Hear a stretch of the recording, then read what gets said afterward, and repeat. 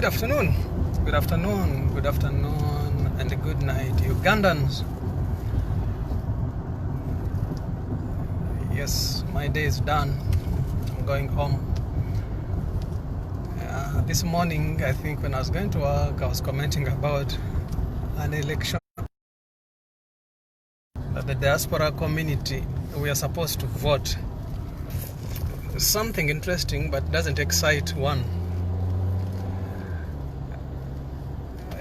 It doesn't excite one. I'm here to get somebody from America here to convince me that we should vote.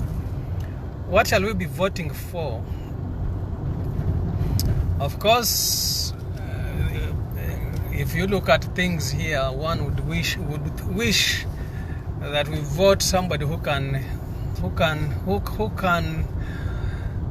somebody who is progressive. Voting somebody who is progressive, because I mean, after being in America, perhaps you came here because Uganda is not functional for you. You come here because you're looking for green pasture. You come here because you're running away from insecurity. And then you're told you're supposed to vote. Who do you vote? Besides, we had what we call a uni-election. You know, each time I talk about elections, when you talk about elections, some of us get nightmares because I've participated in 2 elections. I participated in 2011. I was a candidate, Samiabugwe North.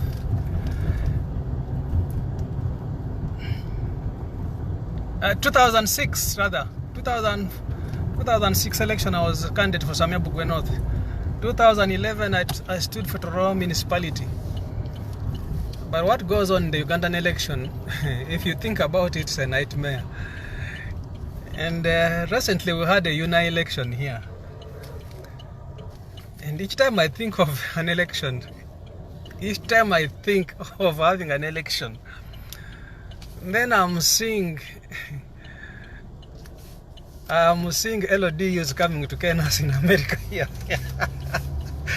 The chances that LODUs will come to Kenas here are very high, because the world has become so useless, so fake, that everything is possible. That the diaspora people voting, it's as good as telling you that we are allowing the LODUs to come and Kenas here. And it can happen. Because what I saw in Chicago,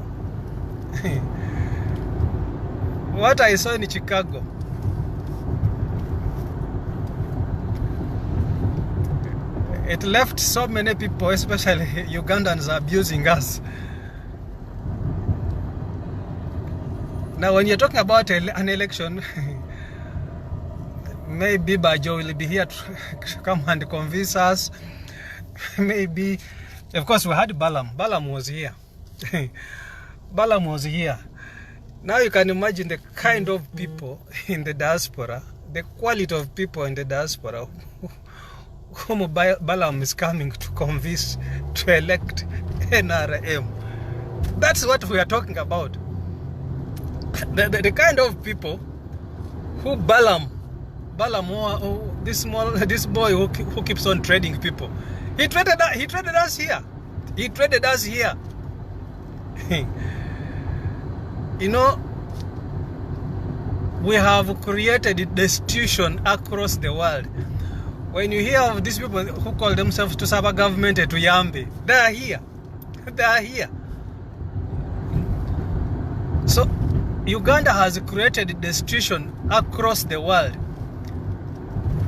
That come an election in January, they will be here and they will be trading us.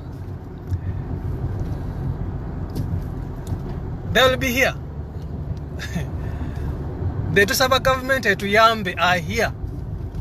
And they form a constituency. So when they're telling you that the diaspora should vote, it is a calculated move. It's a calculated move. They came and tested us in Chicago. And you heard the president was proud that his daughter, thanking his daughter, whatever he calls it, for winning the UNA. And that's the kind of thing we're talking about, that the diaspora is going to vote. I wish there's a criteria that can make a diasporan person vote. Because you are voting for something that influences Uganda where you are not. You don't care whether LODUs are kenning Ugandans, and for you are voting. I am still thinking hard. Having gone through Chicago. Having gone through Chicago.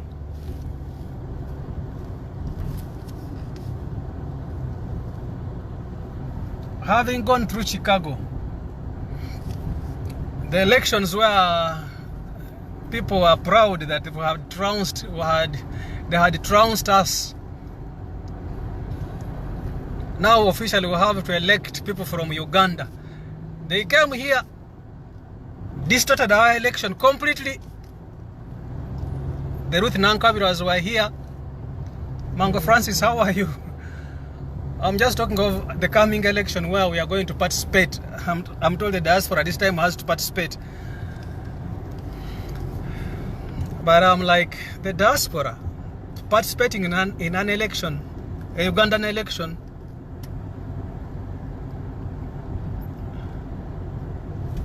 that is an election that was already rigged.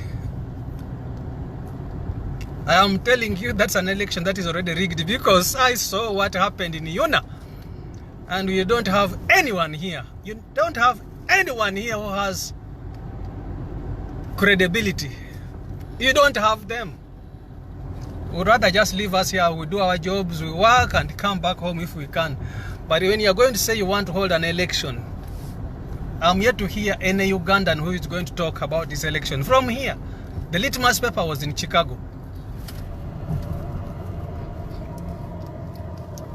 The litmus paper was in Chicago.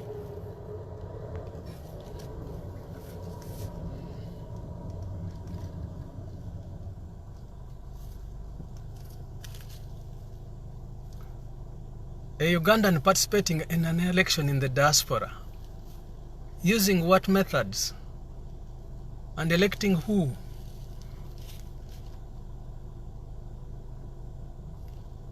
It is as good as trying to make the diaspora endorse. You know, when you talk about the diaspora, you imagine we are high up there.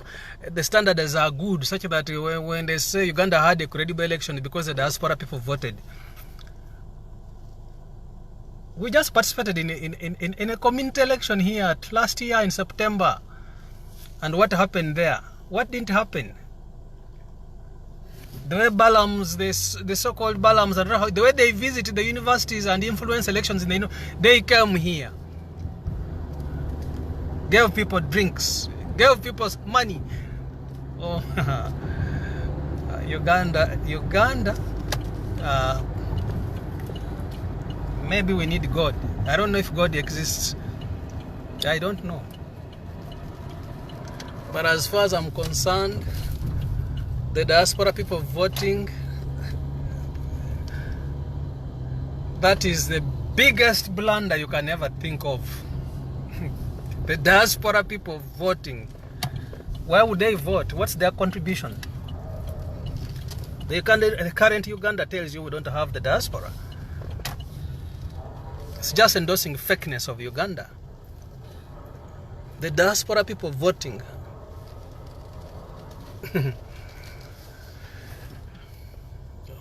You know, when you hear that court has decided, which court? The Ugandan court deciding that the diaspora vote, they have decided. If somebody tells you perhaps he's a doctor, somebody has to be, I'm a doctor, stroke Museveni. Because there's no doctor who makes a decision minus considering Museveni. There is no lawyer who makes a decision minus considering Museveni. When they tell you the courts have decided that the diaspora people vote, there's a scheme behind it. There's a scheme because they were here. The UNA election is a litmus test. It's a litmus test. The Balams were here, throwing money left and right. So they are coming back to campaign, to talk to us. God forbid. Mango, good night. I've reached home. Have a good night. But I'm still thinking of what the diaspora can do to have a free and a fair election, which we have already tested using our UNA structures. It was a disaster. Who wasn't here from Kampala? Much as we had people from the opposition also trying to make sure we win, we had an entry from government here with money, with everything, with the muscle. So an election, the diaspora participating, do you have the quality? Do you have the quality? You know, most of these elections are about the quality of people voting. When somebody calls us, when he calls his voters peasants, so he has created his peasants here, and we are going to be his peasants. Yes, I have my Ndagamuntu. I have it. Let me even first check. I have my Ndagamuntu, but can I vote? Can I really participate? Because people normally say that people in diaspora talk, but they don't have Ndagamuntu. Me, I have Ndagamuntu. The only thing is that can I participate in an election anyway? Can I?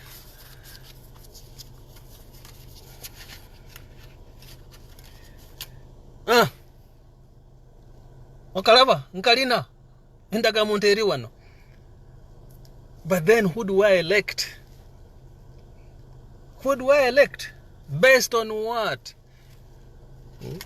I participated in an election here, the UNA election, and I saw what government of Uganda can do. Patience, it is just chess, like you have said. It is just chess. When, they have calculated, they know the move. Now they just use the court system. Like I've told you, if you are talking of somebody in Uganda who is a lawyer stroke Museveni. They have calculated this thing and they know. So they make a decision, let the diaspora vote, because they know this is a harvesting ground. They created the disputes here already. But Tusaba government, that's why you're hearing Ugandan stranded. That Tusaba government to Yambe system is here already.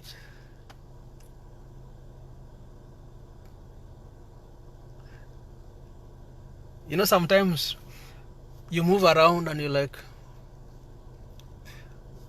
there's no rocket science here. The Americans just used a bit of their brains. And if anything, if I told you that Ugandans are now coming here, I'm expecting LODUs to come and can us here, seriously. Because the world has just collapsed. There's no meaning in the world. By the time we talk of Ugandans coming to participate, or us participating in an election, organized in Kampala, and we participate here, then just know the world has come to an end.